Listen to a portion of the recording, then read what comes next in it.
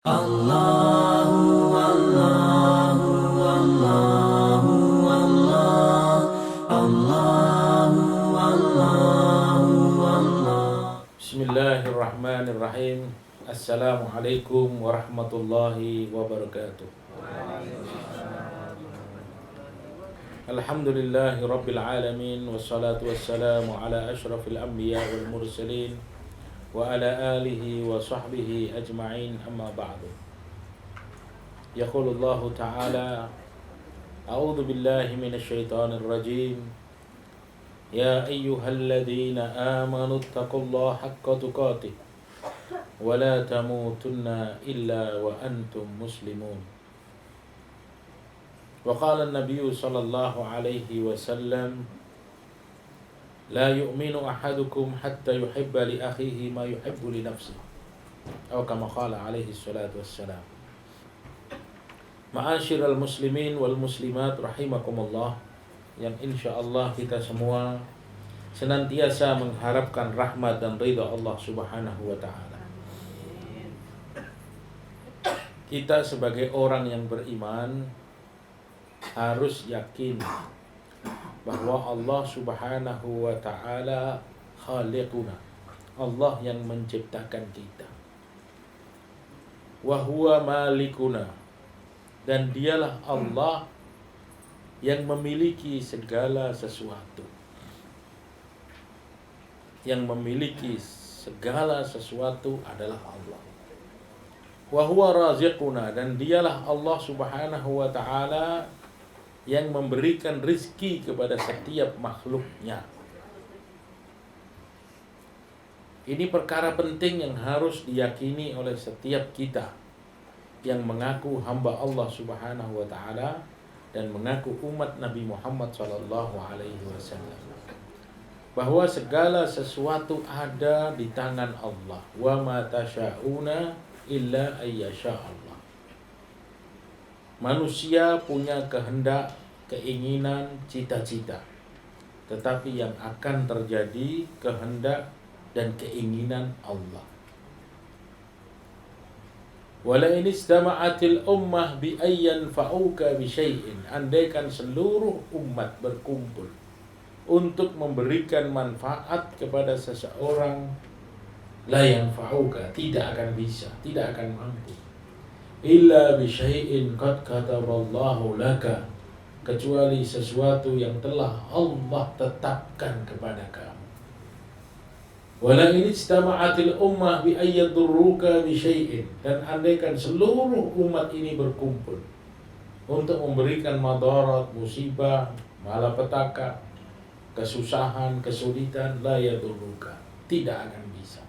Illa bi syai'in qad kataballahu alaik, kecuali dengan sesuatu yang memang sudah Allah tetapkan datang kepada kamu.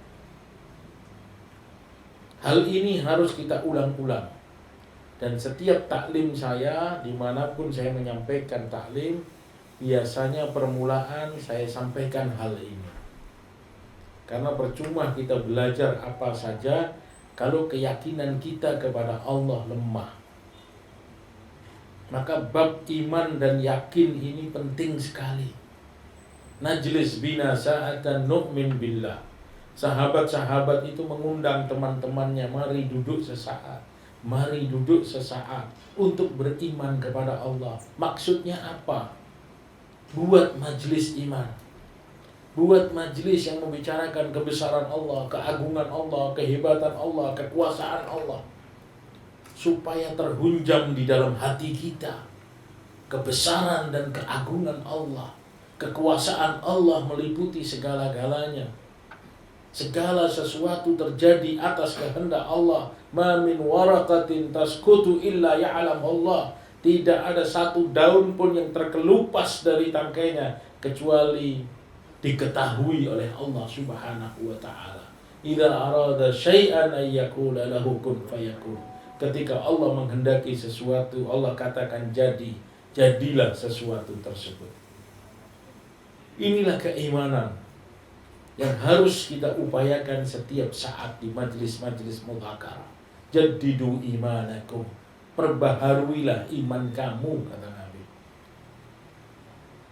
Wa kaifa nujaddidu imanana ya Rasulullah? Bagaimana caranya kita memperbaharui iman kita ya Rasulullah? Aksiru min qauli la ilaha illallah.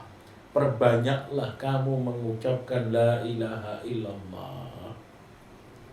Artinya apa? Bukan hanya mewiridkan la ilaha illallah, tapi bicara kebesaran Allah, bicara kekuasaan Allah, bicara keagungan Allah, sehingga di dalam hati kita ini terhunjam rasa yakin yang benar kepada Allah. Tasdiqul mughayyabat wa takdzibul musyahadat. Kita membenarkan apa-apa yang tidak nampak dengan mata kita dan membohongkan apa-apa yang nampak di depan mata kita. Ini keyakinan yang dimiliki oleh para sahabat Nabi Muhammad SAW, sehingga mereka menjadi orang yang menang, sukses, diridhoi oleh Allah di dunia dan di akhirat. Tapi hari ini kita masih sebatas percaya dengan apa yang nampak dengan mata dan belum percaya dengan apa yang dijanjikan Allah dan Rasulnya. Maka ketika keimanan ini kita dongkrak terus dibicarakan, dimuzakarahkan, diceritakan, akan terhunjam di dalam hati kita yakin yang benar kepada Allah Subhanahu wa ta'ala. Sebagaimana yakinnya Bilal bin Rabah radhiyallahu anhu ketika ditindih dengan batu besar, dicambuk, dipaksa untuk meninggalkan ajaran Islam, dia tetap dengan keyakinannya mengatakan ahadun ahad, ahadun ahad. Maka atas pentingnya perkara ini, Bapak Ibu Saudara sekalian, kita sebagai orang Islam juga harus yakin, sebagai umat Nabi SAW, sebagai orang yang beriman harus yakin bahwa yang namanya kekuasaan dan jabatan itu ada di genggaman Allah. Bukan karena orang itu hebat dapat jabatan, bukan karena orang itu kaya dapat jabatan, bukan karena pengikutnya banyak dapat jabatan, tidak. Sama sekali tidak. Kalau kita masih yakin bahwa jabatan itu diemban oleh seseorang karena banyaknya harta, iman kita salah. Jabatan itu diemban oleh seseorang karena banyaknya pengikut, iman kita salah. Yang benar adalah Qulillahumma malikal mulk tu'til mulka man tasha wa tanzi'ul mulka mimman tasha wa tu'izzu man tasha wa tudhillu man tasha biyadikal khair innaka ala kulli syai'in qadir. Katakanlah, hanya milik Allah Subhanahu wa ta'ala kekuasaan. Malikal mulk, yang memiliki segala kerajaan. Kerajaan langit dan bumi milik Allah Subhanahu wa ta'ala. Kekuasaan langit dan bumi di genggaman Allah Subhanahu wa ta'ala. Tu'til mulka man tasha. Allah berikan jabatan, pangkat, kekuasaan, kerajaan bagi siapa yang dikehendakinya. Wa tanzi'ul mulka mimman tasha. Begitu juga Allah akan cabut jabatan, kekuasaan, kerajaan dari siapa yang dikehendakinya. Biyadikal khair innaka ala kulli syai'in qadir. Di tangan Allah ada segala kebaikan dan Allah berkuasa untuk berbuat segala sesuatu. Keyakinan ini harus mantap di dalam hati kita, bahwa yang namanya kekuasaan, jabatan itu milik Allah, dan Allah berikan, Allah datangkan kepada siapa yang dikehendaki oleh Allah. Siapapun yang akan menjadi pejabat, hakikatnya itu ditunjuk oleh Allah, itu ditetapkan oleh Allah, itu diangkat oleh Allah Subhanahu wa ta'ala. Tu'til mulka man tasha, memberikan kerajaan bagi siapa yang dikehendaki. Wa tanzi'ul mulka mimman tasha, dan Allah copot kekuasaan dari seseorang bagi siapa yang dikehendaki oleh Allah Subhanahu wa ta'ala. Allahu Allahu Allahu Allah, Allahu Allahu Allahu Allah. Bagaimana Nabi kita Muhammad sallallahu alaihi wasallam sebagai Habibullah, kekasih Allah, yang saat itu beliau dakwah seorang diri, lahir dalam keadaan yatim, tidak punya harta yang banyak, tidak punya pasukan, Tapi Allah cinta kepada dia. Allah berkehendak untuk menjadikan Nabi Muhammad SAW sebagai seorang pemimpin dunia. Itu kehendak Allah Subhanahu wa ta'ala. Tidak bisa baca dan tidak bisa tulis. Tapi kehendak Allah yang pasti akan terjadi. Maka ketika Nabi SAW berdakwah, orang-orang Quraisy mulai takut pada saat itu. Orang-orang Quraisy membenci dia, berusaha untuk menghentikan dakwah Nabi SAW dengan segala macam cara. Mereka berusaha bagaimana dakwah Nabi SAW berhenti. Dengan cara yang halus, dengan cara yang kasar, dengan cara penindasan, dengan segala macam cara. Tapi Nabi SAW yakin kepada Allah.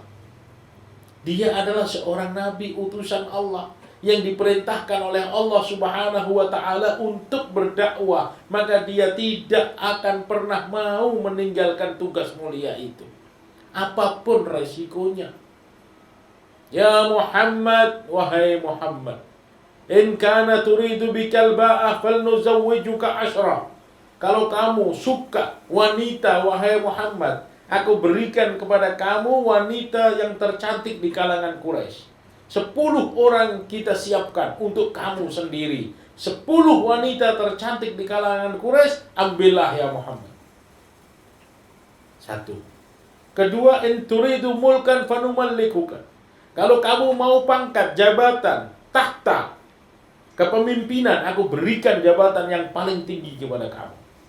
In turidu malan naj'aluka aghna Quraisy rajulan. Kalau kamu suka harta ya Muhammad, aku jadikan kau orang yang paling kaya di antara kami. Nabi tidak tergiur sedikit pun. Kenapa? Karena Nabi tahu pangkat dan jabatan itu bukan dari orang Quraisy, bukan tawaran manusia, tapi itu adalah pemberian Allah Subhanahu wa ta'ala. Maka Nabi sama sekali tidak melirikkan matanya kepada tawaran tersebut. Nabi tolak semua tawaran itu. Kenapa? Nabi yakin kepada Allah. Qulillahumma malikal mulk, tu'til mulka man tasha, wa tanzi'ul mulka mimman tasha. Kekuasaan, jabatan ada di tangan Allah. Allah berikan kepada siapa yang dikehendaki, dan Allah cabut bagi siapa yang dikehendaki. Maka Nabi katakan, ya ma'syaral Quraisy, wahai sekalian masyarakat Quraisy, jangankan itu yang kau tawarkan kepada aku, supaya aku berhenti di dalam dakwah. Law wudi'ati syamsa fi yamini wal qamara ala yasari wallahi ma taraktu hadzal amal. Demi Allah, aku tidak akan pernah tinggalkan kerja dakwah. Demi Allah, aku tidak akan pernah tinggalkan kerja dakwah ini. Hatta yudhhiruhullahu ahlika fi talabi. Sampai Allah memenangkan aku atau aku binasa saat mendakwahkan agama. Ini keputusan baginda sallallahu alaihi wasallam. Ditawari untuk jadi raja, diberikan kedudukan yang bagus, dikasih pangkat dan jabatan, tidak mau. Karena Nabi tahu itu pangkat jabatan bukan pemberian manusia, tapi itu akan datang daripada Allah Subhanahu wa ta'ala. Maka subhanallah, waktu demi waktu berjalan, kemenangan diperoleh oleh umat Islam. Akhirnya baginda sallallahu alaihi wasallam dijadikan oleh Allah Subhanahu wa ta'ala sebagai Amirul Mukminin, pemimpin umat Islam dunia. Pangkat jabatan yang datang daripada Allah, kemuliaan dan kesuksesan yang datang daripada Allah. Untuk siapa? Untuk hamba yang dipilih oleh Allah Subhanahu wa ta'ala. Nabiullah Sulaiman alaihi salatu wassalam, seorang nabi, kekasih Allah. Allah Subhanahu wa ta'ala berikan kepada dia pangkat dan jabatan yang luar biasa. Kekuasaan Nabiullah Sulaiman bukan hanya menguasai manusia, bahkan binatang dan jin pun ada di bawah kekuasaan Sulaiman alaihi salam. Wa qalatin namlah, ya ayyuhan namlu dkhulu masakinakum la yahtimannakum Sulaiman wa junuduhu wa hum la yash'urun. Ketika pasukan Sulaiman melewati rombongan semut. Maka pimpinan semut mengatakan kepada pasukannya, "Hei para semut, masuklah kamu semua ke dalam lubang, supaya tidak diinjak-injak oleh Sulaiman dan tentara-tentaranya, dan dia tidak merasa." Nabi Sulaiman mendengar cerita daripada pimpinan semut kepada rakyatnya. Maka dia berhenti, menunggu sampai semut-semut itu masuk ke dalam lubangnya. Kekuasaan yang luar biasa Allah berikan kepada Sulaiman alaihi salam. Kenapa? Karena Allah yang punya kuasa. Allah berhak memberikan jabatan, pangkat, kekuasaan, kerajaan kepada siapa saja yang dikehendaki oleh Allah SWT. Dan Allah berhak mencabut pangkat, jabatan, kekuasaan, kerajaan dari siapa yang dikehendaki oleh Allah SWT. Ini keyakinan harus ada di dalam hati kita. Bilal bin Rabah radhiyallahu anhu, seorang budak hitam yang tidak punya apa-apa. Dirinya pun bukan milik dia. Dirinya milik tuannya. Dia seorang budak milik Umayyah bin Khalaf yang selalu menyiksa dia. Dimerdekakan oleh Sayyidina Abu Bakar As-Siddiq radhiyallahu anhu. Dari seorang budak hitam berasal daripada Ethiopia, Habasyah, tidak punya harga diri, tapi karena dia dipilih oleh Allah, dimuliakan oleh Allah, diangkat derajatnya oleh Allah, maka nama Bilal terkenal sampai hari ini. Banyak manusia-manusia yang bangga memberikan nama anaknya Bilal. Kenapa? Karena dia orang hebat, karena dia orang mulia, padahal wujudnya hitam, bibirnya tebal, budak, dan anak seorang budak. Itulah hakikat kemuliaan yang datang daripada Allah. Tapi sebaliknya, Bapak Ibu Saudara sekalian, Fir'aun laknatullah alaih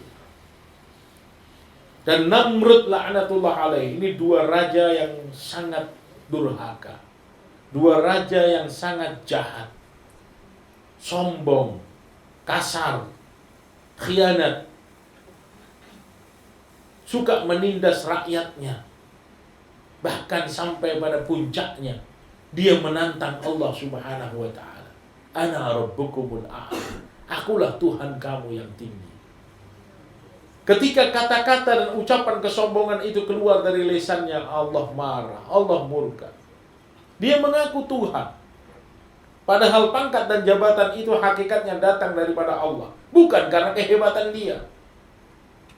Tapi bodohnya dia, tidak ada iman, maka dia mengatakan dirinya Tuhan. Maka ketika dia sombong, Allah hancurkan, Allah binasakan. Fir'aun ditenggelamkan oleh Allah Subhanahu wa ta'ala di Laut Merah. Dan Namrud dimatikan oleh Allah Subhanahu wa ta'ala dengan seekor lalat pincang. Seekor lalat yang pincang masuk ke dalam hidungnya, bersarang di kepalanya. Selama 3 hari dia merasa kesakitan yang luar biasa. Dia bentur-benturkan kepalanya ke dinding. Bahkan dia perintahkan kepada pengawal pribadinya untuk menghantamkan kepalanya dengan tongkat. Kenapa? Karena sakit yang luar biasa. Akhirnya dia pun mati dalam keadaan hina. Dia mati dalam keadaan hina. Seorang raja yang mengaku dirinya Tuhan, yang menyuruh rakyatnya untuk sujud di depan dia, yang menantang Allah sampai dia berani meluncurkan panahnya ke langit karena sombong kepada Allah. Akhirnya Allah matikan dia, bukan dengan pasukan yang besar, bukan dengan malaikat yang dikirim dari langit, bukan dengan binatang raksasa, cukup dengan binatang kecil pincang lagi. Allah hinakan dia dan Allah tunjukkan untuk menghancurkan kerajaan si Namrud, untuk menghinakan si Namrud yang mengaku Tuhan, yang mengaku raja besar. Tidak sulit bagi Allah. Cukup Allah kirim makhluknya yang bernama nyamuk, lalat, pincang, menghancurkan kerajaan dia. Allahu Allahu Allahu Allah, Allahu Allahu Allahu Allah. Itulah kekuasaan kekuasaan yang dimiliki oleh Allah Subhanahu wa taala. Maka orang yang beriman, orang Islam harus yakin bahwa yang namanya pangkat dan jabatan itu, Bapak Ibu Saudara sekalian, datang kepada manusia sebagai ujian untuk kita. Tapi orang di zaman sekarang tidak merasa bahwa itu ujian. Dia rasa itu karunia Allah. Dia rasa itu hadiah dari Allah. Dia rasa itu cucuran rahmat, padahal hakikatnya adalah ujian. Inna ja'alna ma'alal ardi zinatan laha linabluwahum ayyuhum ahsanu amala. Aku jadikan apa-apa yang ada di muka bumi ini sebagai perhiasan. Perhiasan. Rumah, pangkat, jabatan, harta, kendaraan, anak, istri. Semua ini adalah perhiasan yang ada di sekitar kita. Yang ada di kanan kiri kita. Yang ada di atas dan di bawah kita. Tujuannya apa? Linabluwahum ayyuhum ahsanu amala. Untuk menguji siapa di antara kalian yang terbaik amalnya. Ujian dari Allah. Manusia diuji dengan datangnya pangkat dan jabatan. Maka orang yang beriman faham bahwa itu adalah ujian. Seperti siapa? Nabiullah Sulaiman alaihissalam. Dikasih pangkat dan jabatan yang luar biasa. Dikasih kerajaan yang sangat hebat, luar biasa. Bukan hanya menguasai manusia, bahkan jin dan binatang dikuasai oleh Nabiullah Sulaiman alaihissalam. Tapi dia faham. Dia orang beriman. Tidak gagal faham. Tidak gagal imannya. Dia mengatakan hadza min fadli rabbi. Ini adalah karunia daripada Allah, Rabbku. Liyabluwani aashkur am akfur. Untuk menguji aku, kata dia. Apakah aku ini tergolong orang yang bersyukur ketika menerima pangkat dan jabatan, ataukah aku tergolong orang yang kufur ketika menerima pangkat dan jabatan? Orang yang faham, dia mengerti bahwa pangkat dan jabatan itu datang dari Allah. Untuk apa? Ujian bagi kita.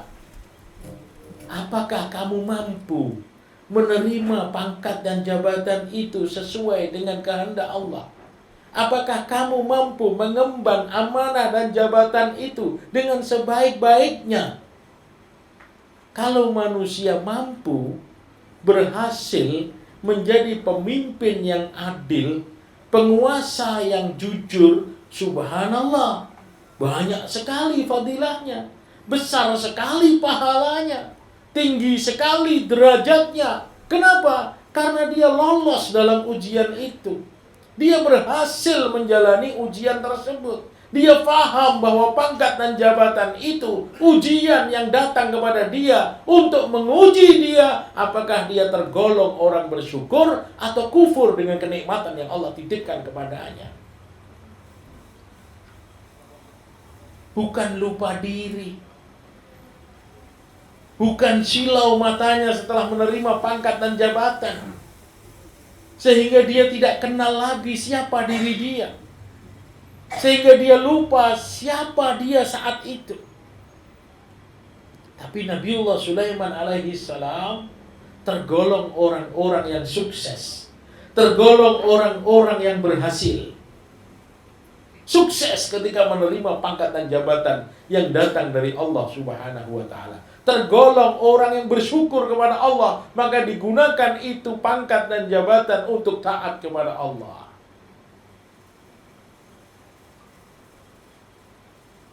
Nabiullah Sulaiman alaihissalam.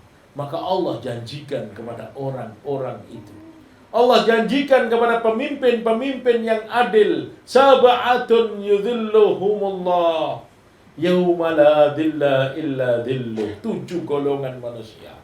7 golongan manusia yang akan mendapatkan naungan daripada Allah. Di mana hari itu tidak ada pertolongan, tidak ada naungan kecuali pertolongan Allah, kecuali naungan yang datang daripada Allah. Manusia dalam keadaan susah, manusia dalam keadaan repot yang luar biasa. Tapi ada 7 golongan manusia yang mendapatkan pertolongan daripada Allah. Salah satunya adalah imamun adil, pemimpin yang adil. Orang yang pernah punya jabatan, orang yang pernah punya pangkat. Dia tidak berkhianat di dalam jabatannya. Dia tidak ingkar janji. Dia adil di dalam mengatur kerajaan yang dia pimpin. Maka keadilan itu akan membawa keselamatan dia di dunia dan di akhirat. Di tengah-tengah hiruk pikuknya manusia, Allah Subhanahu wa ta'ala berikan pertolongan kepada dia. Diberikan naungan yang mana tidak ada naungan, tidak ada pertolongan kecuali pertolongan Allah Subhanahu wa ta'ala. Siapa itu orang? Kok hebat sekali? Apa amalan dia? Kok luar biasa? Ternyata amalannya adalah kenikmatan saat dia hidup di dunia. Apa kenikmatan? Menjadi pemimpin, menjadi raja, menjadi penguasa, menjadi pejabat, tapi dia adil saat dia menjabat amanah tersebut. Saat dia menerima amanah tersebut, dia adil. Maka Allah berikan naungan di hari yang tidak ada naungan kecuali pertolongan Allah Subhanahu wa ta'ala. Subhanallah, begitu mulia.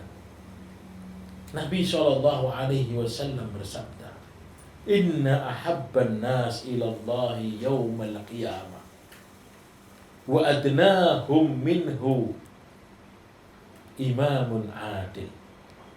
Sesungguhnya manusia yang paling dicintai oleh Allah di hari kiamat nanti, ahabban nas ilallah yaumal qiyamah. Sesungguhnya manusia yang paling dicintai oleh Allah di hari kiamat. Wa adnahum minhu majlisan. Dan orang yang kedudukannya dekat dengan Allah, paling dekat dengan Allah, imamun adil, pemimpin yang adil. Coba bayangkan, apa enggak enak di dunia dapat jabatan, di akhirat paling dicintai Allah. Di akhirat dekat sekali dengan Allah. Kenapa? Karena amanah. Karena tidak zalim. Jadi kedudukannya pun di akhirat luar biasa. Bukan semua pejabat itu tergolong ahli neraka, bukan. Kalau dia berkhianat di dalam jabatannya, maka yang datang ancaman Allah.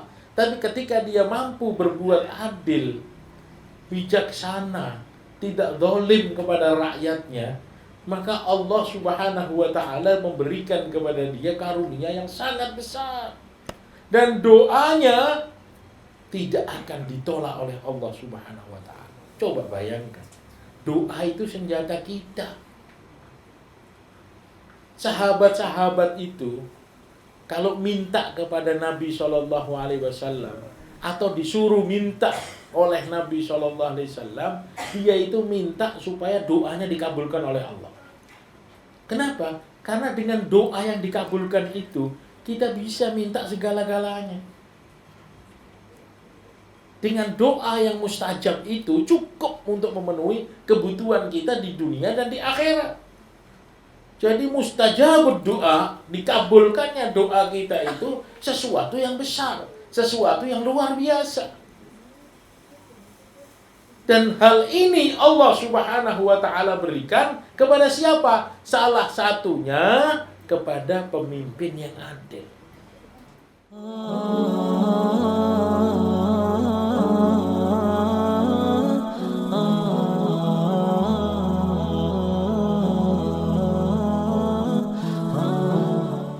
Salasatun la yaruddullahu du'a'uhum.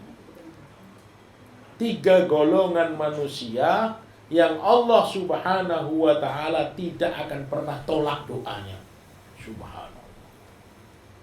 Siapa yang gak kepingin doanya dikabulkan oleh Allah Subhanahu wa ta'ala? Allah berikan kepada 3 manusia dalam hadis ini. Yang pertama, adz-dzakirunallaha katsira. Orang-orang yang selalu membasahi lisannya dengan zikir kepada Allah. Zikir terus. Alladzina yadhkurunallaha qiyaman wa qu'udan wa 'ala junubihim. Dia berzikir kepada Allah dalam keadaan berdiri, duduk, berbaring. Terus berzikir di jalan, berzikir di rumah, berzikir di majelis, berzikir di masjid, berzikir, terus berzikir kepada Allah, membasahi lisannya dengan zikir. Adz-dzakirunallaha katsira. Yang kedua, al-madlum, orang yang terdolimi. Orang yang terdolimi. Ini doanya mustajab. Maka sering saya sampaikan, ketika kita ini dalam posisi terdolimi, gunakan kesempatan itu untuk munajat kepada Allah. Misalnya pasangan kita mendolimi kita, gunakan kesempatan itu untuk doa kepada Allah. Atasan kita mendolimi kita, gunakan kesempatan itu untuk berdoa kepada Allah. Teman bisnis kita mendolimi kita, gunakan kesempatan itu untuk berdoa kepada Allah. Karena itu saat-saat yang luar biasa, doa kita dikabulkan oleh Allah Subhanahu wa ta'ala. Jangan saat kita terdolimi malah kita ingin membalas orang yang mendolimi kita dengan berbuat maksiat, dengan berbuat dosa, dengan buat kejahatan. Ini salah. Ketika kita didolimi oleh orang, saat itu doa kita mustajab. Selesaikan masalah dengan munajat kepada Allah Subhanahu wa ta'ala. Adz-dzakirun Allah katsira, orang-orang yang selalu berzikir kepada Allah Subhanahu wa ta'ala. Ini doanya dikabulkan. Yang kedua, al-madlum, orang-orang yang terdolimi. Baru yang ketiga, al-imamul muqsit, seorang imam, pemimpin yang adil, pemimpin yang jujur, pemimpin yang tidak berkhianat kepada rakyatnya. Subhanallah, doanya diterima oleh Allah Subhanahu wa ta'ala. Kedudukannya sangat dekat dengan Allah Subhanahu wa ta'ala. Orangnya sangat dicintai oleh Allah Subhanahu wa ta'ala. Tempatnya diberikan naungan oleh Allah Subhanahu wa ta'ala. Kenapa ini semua kebaikan dia peroleh? Karena dia adil saat dia menerima jabatan di dunia ini.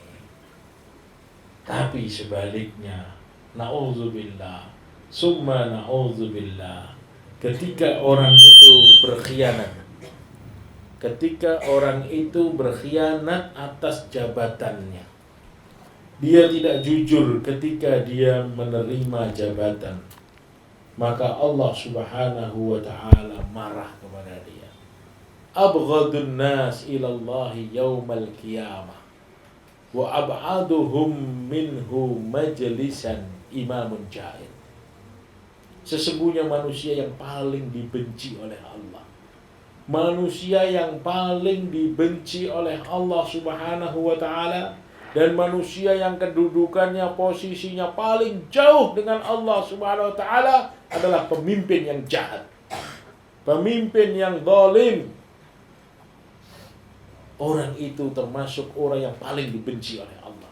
Apa artinya hidup ini?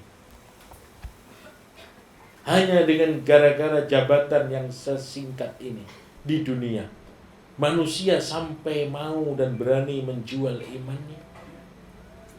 Padahal orang yang khianat saat dia menerima jabatan, maka dia tergolong orang yang paling dibenci oleh Allah. Kedudukannya paling jauh dengan Allah Subhanahu wa ta'ala. Wal'iyadu billah. Sinfani min ummati lan tanaluhuma syafa'ati. Kata Nabi SAW, dua golongan dari manusia yang sekali-kali dia tidak akan pernah mendapatkan syafaatku. Marah Nabi dengan orang ini, benci Nabi dengan orang ini, sampai Nabi berjanji tidak akan pernah aku berikan syafaat orang ini. Dua golongan manusia, sinfai min ummati lan tanaluhuma syafaati.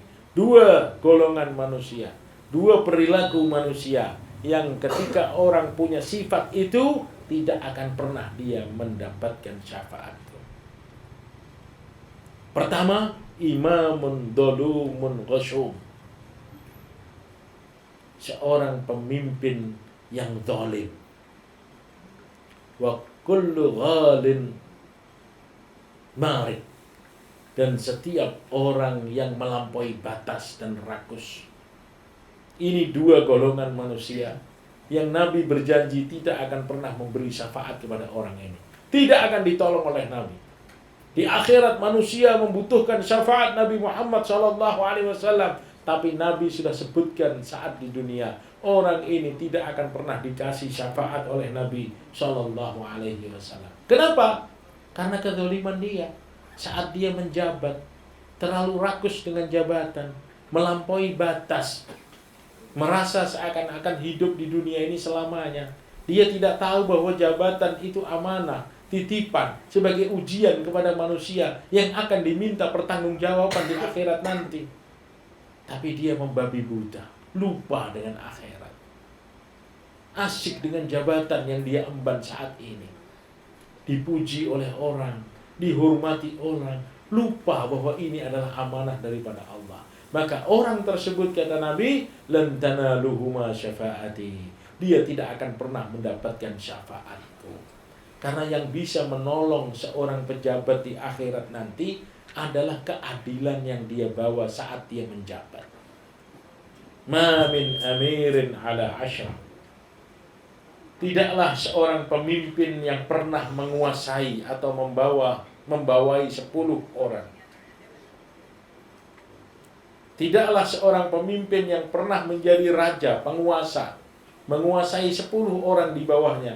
Illa wa huwa yu'ta yaumal qiyamah wa yaduhu maghlulatun ala unuqihi. Kecuali orang itu nanti akan didatangkan di hari kiamat dan tangannya terbelenggu, terikat di lehernya. 10 orang. Apalagi banyak orang. 10 orang saja dia akan mempertanggungjawabkan di hadapan Allah Subhanahu wa taala. Apalagi banyak orang. Lebih banyak, lebih repot pertanyaannya. Lebih banyak, lebih panjang pertanyaannya. Ma min amirin ala asyrah illa wa huwa yu'ta yaumal qiyamah wa yaduhu maghlulah ala unuqihi. Tidaklah seseorang yang memimpin 10 orang di bawahnya kecuali dia akan didatangkan di hari kiamat nanti sedangkan tangannya terbelenggu di atas lehernya. Atlaquhu amaluhu wa aubaqahu dzulmuhu. Yang bisa melepaskan belenggu yang mengikat kepalanya itu adalah amalan keadilannya di dunia. Dan kezaliman dia saat memimpin akan mengekalkan dia. Terus tangannya terbelenggu di atas lehernya sampai dia masuk neraka jahanam. Itulah ancaman-ancaman Allah Subhanahu wa taala. Ancaman-ancaman Nabi Muhammad sallallahu alaihi wasallam. Maka baginda sallallahu alaihi wasallam betul-betul hati-hati di dalam keadilan. Tidak boleh main-main. Betul-betul jujur, betul-betul adil. Contohkan kepada umat, inilah pemimpin yang benar. Sampai Nabi sallallahu alaihi wasallam bersabda, "Lau anna Fatimah binti Muhammad saraqat laqata'tu yadaha." Andaikan Fatimah anaknya Muhammad mencuri. Andaikan Fatimah anaknya Muhammad mencuri, kata Nabi, laqata'tu yadaha. Aku sendiri yang akan potong tangannya. Allahu akbar.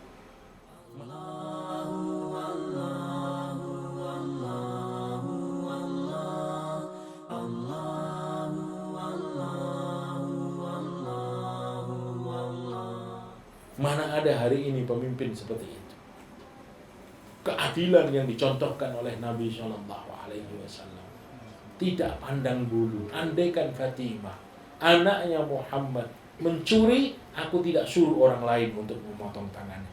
Aku sendiri Muhammad sebagai pemimpin yang akan memotong tangannya anakku ketika dia melakukan salah.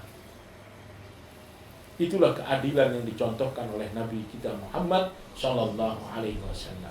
Apakah mungkin kita punya pemimpin seperti itu? Mungkin. Kalau diberi oleh Allah Subhanahu wa taala. Kalau dihadiahi oleh Allah, mungkin. Karena itu kekuasaan Allah. Allah berhak menjadikan siapa saja menjadi pemimpin. Maka kita minta kepada Allah, berdoa kepada Allah supaya kita diberi pemimpin yang adil. Seperti Nabi sallallahu alaihi wasallam, seperti Umar bin Khattab radhiyallahu anhu. Bagaimana keadilan Umar bin Khattab radhiyallahu anhu? Luar biasa. Sampai kerajaan Romawi dan Persia pada saat itu bergetar. mendengar keadilan Umar bin Khattab radhiyallahu anhu bergetar. Kenapa? Karena Umar bin Khattab radhiyallahu anhu terkenal seorang pemimpin yang hebat. Suatu hari ketika dia punya gubernur yang bernama Amr bin As radhiyallahu anhu, menjadi gubernur di Mesir pada saat itu. Umar bin Khattab radhiyallahu anhu berada di Madinah Munawwarah. Maka suatu ketika Amr bin As sudah memiliki istana yang cukup megah. Tapi sayangnya, di samping istana Amr bin As itu ada gubuk reot milik seorang Yahudi tua. Amr bin As tidak suka dengan keberadaan gubuk tersebut. Dia ingin mengganti gubuk itu karena mengganggu kenyamanan, mengganggu pandangan. Tapi nampaknya sulit karena Yahudi tua itu tidak mau menjual tanahnya, tidak mau menjual gubuknya. Sudah berkali-kali diadakan negosiasi, tetap tidak mau dia. Maka akhirnya Amr bin As mengeluarkan surat keputusan dari kantor gubernur bahwa tempat tersebut akan dibangun masjid. Maka gubuk reot harus dihancurkan. Maka si Yahudi tua itu pun menangis. Hatinya tidak menerima keputusan tersebut. Tapi apa boleh buat karena dia rakyat kecil. Yahudi lagi. Pimpinannya orang Islam. Maka dia pun lari ke Madinah Munawwarah mengadukan nasibnya. Untung-untungan belum tentu diterima. Kecil hati. Kenapa dia kecil hati? Karena dia orang miskin, satu. Yang kedua, dia bukan orang Islam.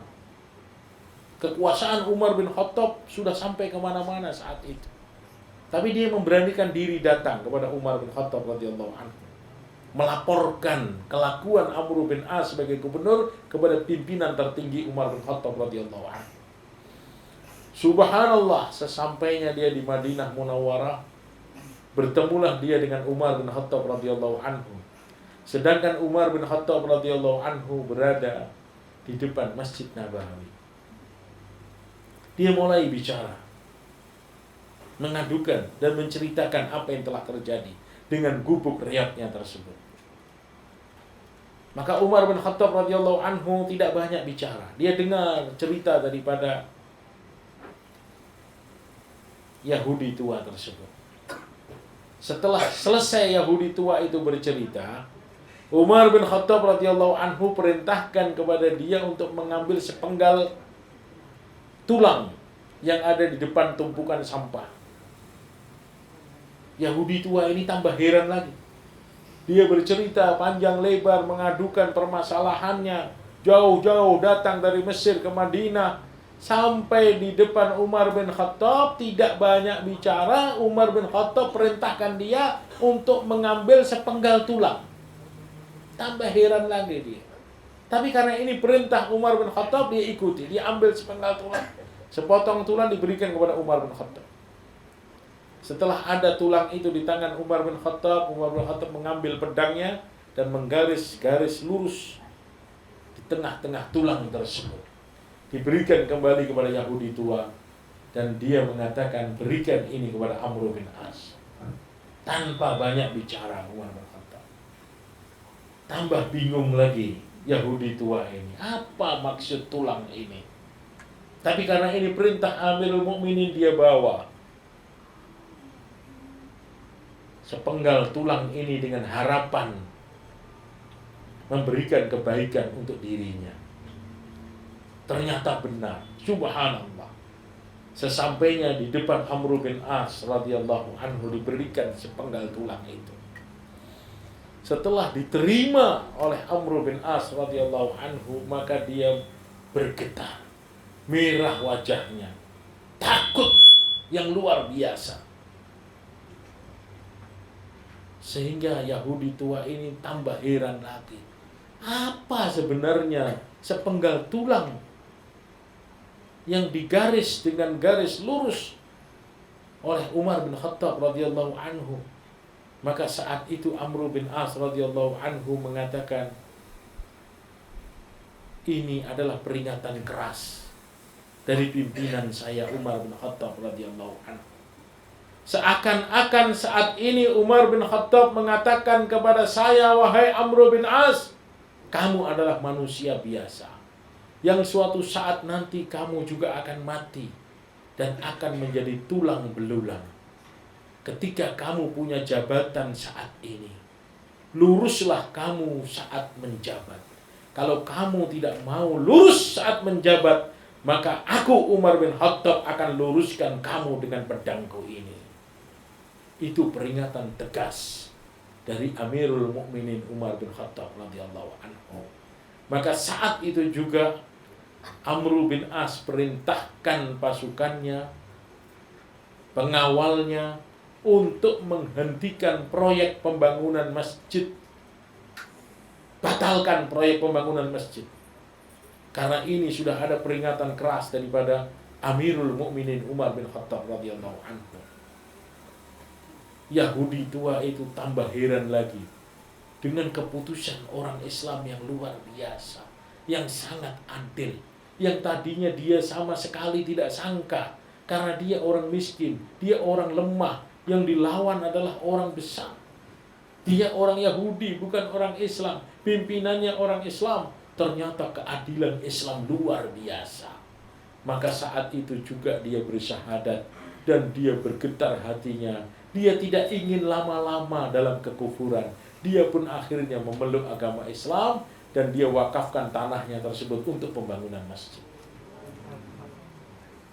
Itulah keadilan pemimpin Islam yang diceritakan di dalam sejarah Islam.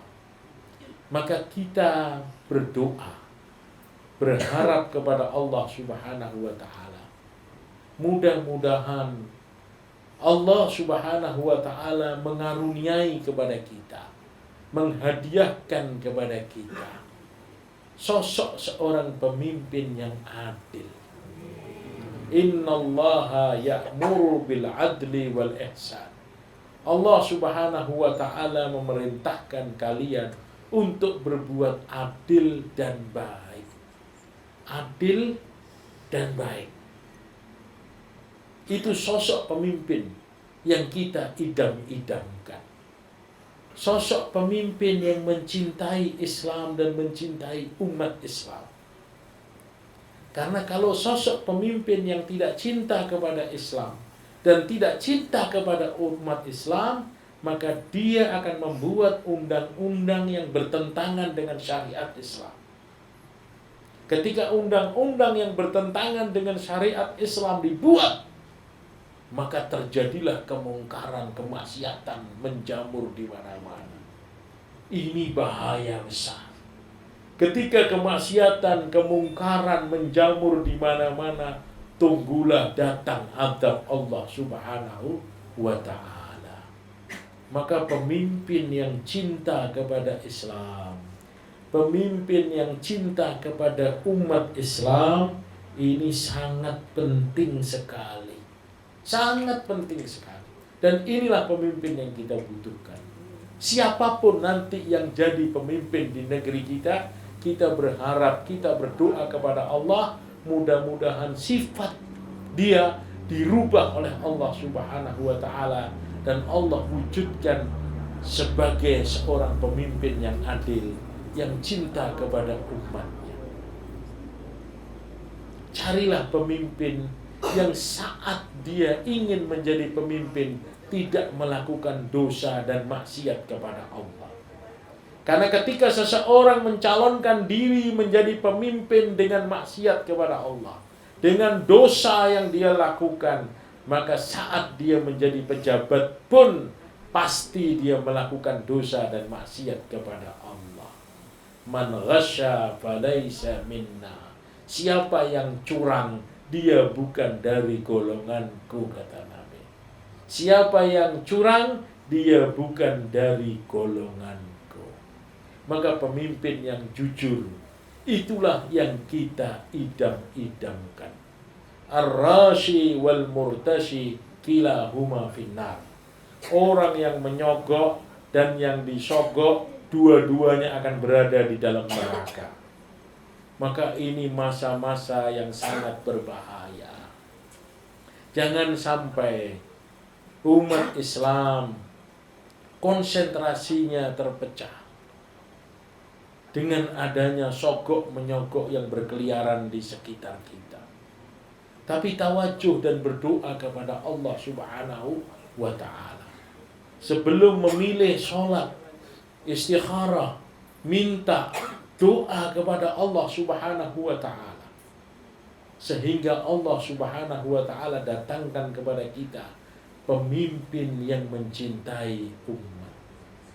Abdullah bin Hudzafah radhiyallahu anhu, ketika dia ditangkap oleh Raja Romawi pada saat itu, dia dipaksa untuk meninggalkan ajaran Muhammad, masuk ke dalam ajaran Nasrani. Pada saat itu, coba bayangkan, segala macam penindasan sudah dilakukan oleh Raja Romawi pada saat itu. Raja Romawi itu kekuasaannya hampir separuh dunia. Luar biasa. Abdullah bin Hudzafah dengan ratusan umat Islam ditawan oleh dia. Dimasukkan dalam penjara. Tidak dikasih makan. Setelah 3 hari dimasukkan ke dalam penjara itu babi dan khamr.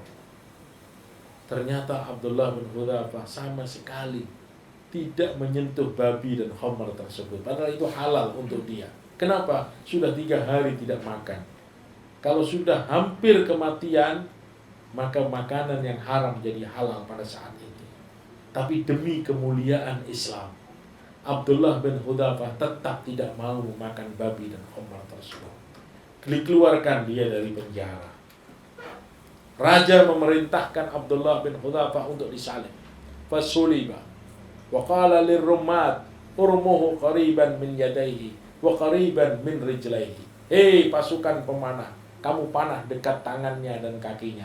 Jangan dikenakan badannya. Takut-takutin saja dia. Ternyata benar, dipanah dekat tangannya, dekat kakinya. Abdullah bin Hudzafah tetap dengan imannya. Subhanallah. Diturunkan lagi, waja'a bi qidrin fasubba alaihi al-ma' hatta tarakat. Didatangkan bejana besar, dimasak minyak bergejolak, panas yang luar biasa. Satu persatu tawanan orang Islam dimasukkan ke dalam kobaran api. Minyak yang sudah dimasak panas itu langsung hancur dagingnya dan tinggal tulang yang mengambang ke atas. Satu dimasukkan, dilihat oleh Abdullah bin Hudzafah. 2 dimasukkan, dilihat oleh Abdullah bin Hudzafah. Akhirnya Abdullah bin Hudzafah menangis melihat temannya sudah satu persatu ada di dalam kubangan api tersebut. Ketika Abdullah bin Hudzafah mulai meneteskan air matanya, maka si raja mengatakan, innahu qad baka wa dhanna annahu jazua. Sekarang dia sudah menangis, dia sudah takut, sudah meneteskan air mata. Bagaimana Abdullah? Sudah siap kamu untuk pindah agama? Maka Abdullah bin Hudzafah tetap dengan tegas mengatakan, anta wadhaka. Aku tidak peduli dengan tawaranmu. Kaget si raja. Ini orang luar biasa. Ditawarin kerajaan, coba bayangkan. Hallaka anta nasyara wa usyrikuka fi mulki wa sultani. Hei Abdullah, maukah kamu pindah ke dalam agamaku? Aku berikan separuh kerajaan ini kepada kamu. Coba bayangkan. Kerajaan Romawi itu separuh dunia. Kalau separuhnya diberikan kepada Abdullah bin Hudzafah, seperti apa hebatnya dia saat itu. Sampai terakhir si raja itu sudah habis pikirannya, dia datangkan anaknya yang sangat cantik. Yang mana semua pejabat di kerajaan itu kepingin untuk melamar anak ini, tidak berani. Anak raja ditawarkan kepada Abdullah bin Hudzafah supaya dia pindah agama. Tetap dia tidak mau. Kenapa? Karena iman kepada Allah.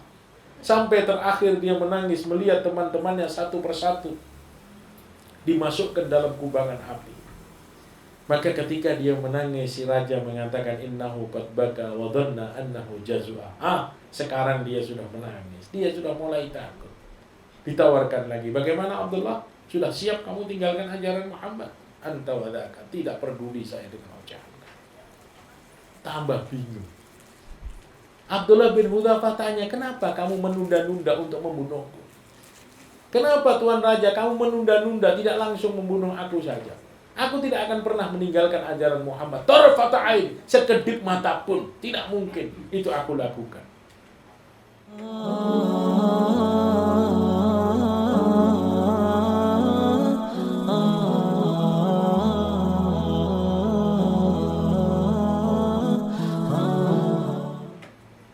Sudah habis rencana si raja untuk membujuk Abdullah bin Hudzafah. Terakhir raja mengatakan, hal tuqabbilu ra'si? Wahai Abdullah, kau mau nggak cium kepala aku? Karena orang Arab itu kalau mencium kepala itu tanda kehormatan. Mau nggak kamu cium kepalaku? Kata si raja kepada Abdullah bin Hudzafah. Abdullah bin Hudzafah mikir, apa mungkin saya ini menghinakan diri saya untuk mencium kepala dia? Maka Abdullah bin Hudzafah katakan, jangankan aku suruh cium kepala kamu, kau cium kepalaku pun aku tidak mau, kata Abdullah bin Hudzafah. Dia jaga harga dirinya sebagai orang Islam, kemuliaan Islam. Akhirnya si raja mengatakan, bagaimana kalau kau cium kepala aku lepaskan 70 tawanan umat Islam. Abdullah bin Hudzafah katakan, tidak mau. 120, tidak mau. Tapi kalau semua tawanan umat Islam dilepaskan, saya mau cium kepala kamu. Maka sepakat akhirnya. Si raja siap mengeluarkan 300 semua tawanan umat Islam, dan Abdullah bin Hudzafah disuruh cium kepala raja. Akhirnya mereka pulang dengan selamat. Berita ini sampai kepada Amirul Mukminin Umar bin Khattab radhiyallahu anhu.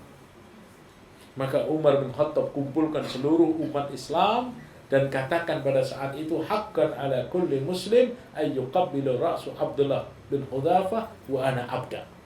Kata Umar bin Khattab radhiyallahu anhu, wajib bagi setiap orang Islam untuk mencium kepalanya Abdullah bin Hudzafah, dan aku pertama kali akan memulai menciumnya. Maka semua umat Islam bergantian mencium kepalanya Abdullah bin Hudzafah.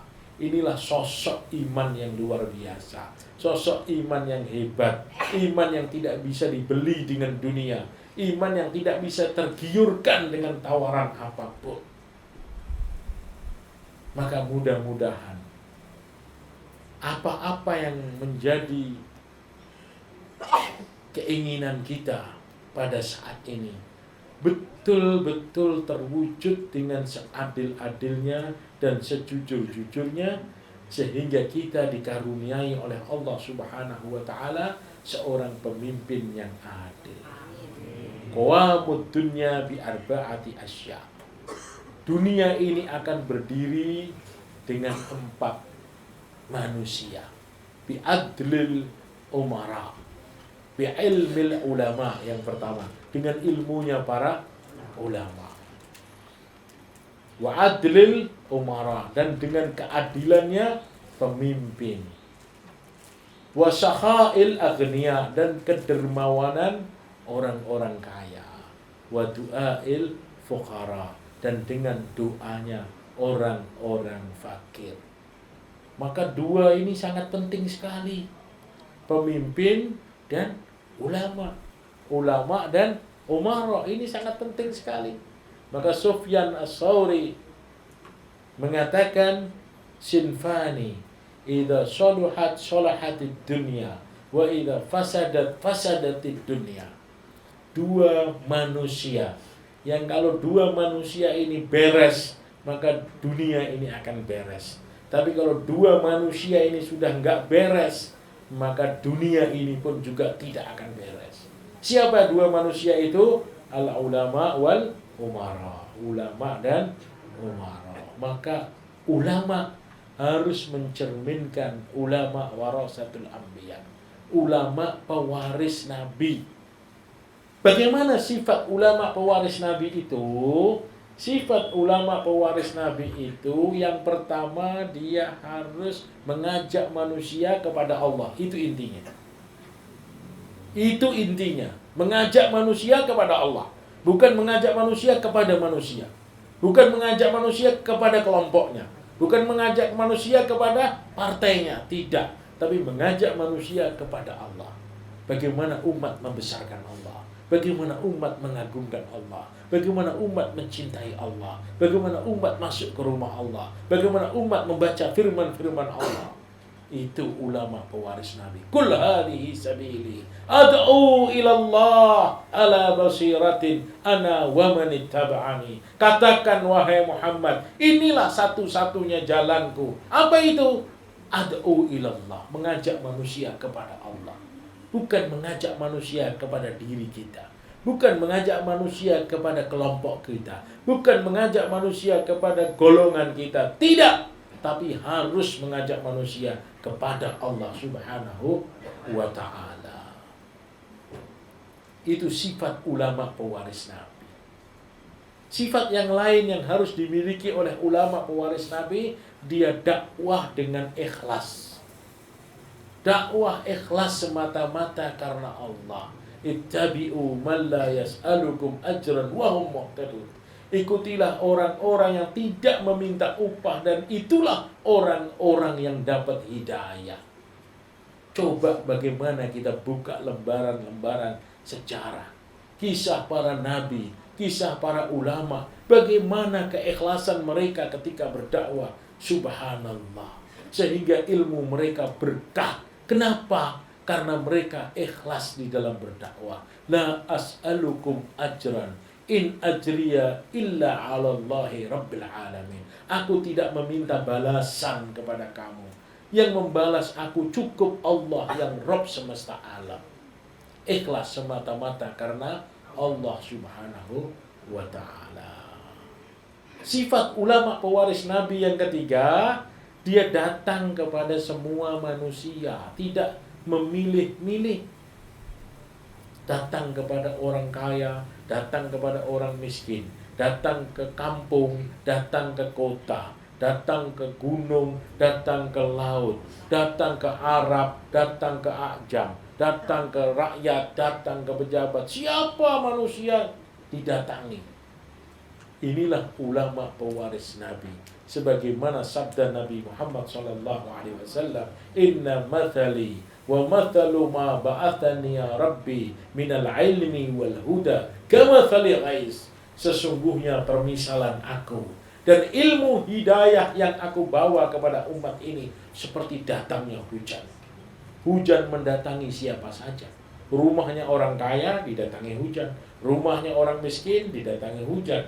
Kota dihujani, desa dihujani, laut dihujani, darat dihujani. Begitulah dakwah ulama datang kepada setiap manusia. Ikhlas karena Allah, mengajak manusia hanya kepada Allah Subhanahu wa ta'ala. Maka insya Allah ketika pemimpinnya adil, ulamanya pewaris Nabi, memberikan ilmu-ilmu, fatwa-fatwa yang hak sesuai dengan syariat Islam. Orang kayanya dermawan, orang miskinnya banyak doa minta kepada Allah. Dengan doa orang miskin, orang kaya selamat. Dengan doa orang miskin, negeri ini berkah. Maka ketika 4 golongan manusia ini berdiri tegak dengan membawa kebaikan masing-masing, maka dunia ini akan makmur. Baldatun thayyibatun wa rabbun ghafur.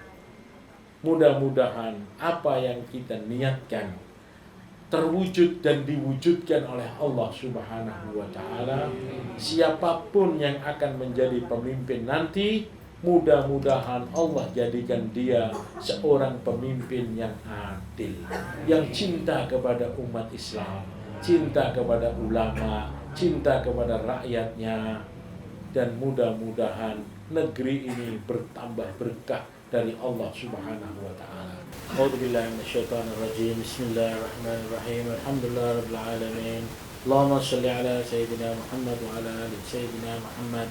Ya awwalal awwalin, ya akhiral akhirin, يا ذا القوة المتين يا رحمة الضعفاء والمساكين ظلمنا أنفسنا وإن لم تغفر لنا وترحمنا لنكونن من الخاسرين رب اغفر وارحم وتجاوز عما تعالى إنك أنت أعز الأكرم اللهم إنك عفو كريم تحب العفو فاعف عنا يا كريم. Ya Allah, ya Tuhan kami, ampunkanlah segala dosa dan kesalahan kami, ya Allah. Ya Allah, kami bermunajat kepadamu, ya Allah, meminta kepadamu, ya Allah, merengek-rengek di hadapanmu, ya Allah. Berikanlah pemimpin yang adil kepada kami, ya Allah. Amin. Berikanlah pemimpin yang mencintai kami semua, ya Allah. Amin. Berikanlah pemimpin yang mencintai syariat Islam, ya Allah. Amin. Berikanlah pemimpin yang memudahkan kami untuk selalu taat kepadamu, ya Allah. Amin. Ya Allah, ya Tuhan kami lemah, kami bodoh, kami tidak punya kekuatan apapun, ya Allah. Hanya Engkau yang mampu memberikan kebaikan kepada kami, ya Allah. Tu'til mulka man tasha' wa tanzi'ul mulka mimman tasha'. Engkau menjadikan pemimpin sesuai dengan kehendak-Mu, ya Allah. Mencabut pemimpinan sesuai dengan kehendak-Mu, ya Allah. Ya Allah, kabulkanlah doa kami, ya Allah. Rabbana atina fid dunya hasanah wa fil akhirati hasanah wa qina adzabannar. Yang sakit berikanlah kesehatan, ya Allah. Yang lupa berikanlah ingatan, ya Allah. Yang musafir sampaikanlah ke dalam tempatnya, ya Allah. Yang bodoh berikanlah ilmu kepadanya, ya Allah. Yang takut berikanlah keberanian, ya Allah. Yang kurang berikanlah kecukupan, ya Allah. Yang telah meninggal dunia berikanlah ampunan kepada mereka, ya Allah. Subhanakallahumma wa bika rabbil izzati amma yasifun. Wassalamun ala al-mursalin walhamdulillahi rabbil alamin. Subhanakallahumma wa bihamdika asyhadu an la ilaha illa anta astaghfiruka wa atubu ilaik. Assalamualaikum warahmatullahi wabarakatuh. Assalamualaikum. Bersama Saling Sapa TV.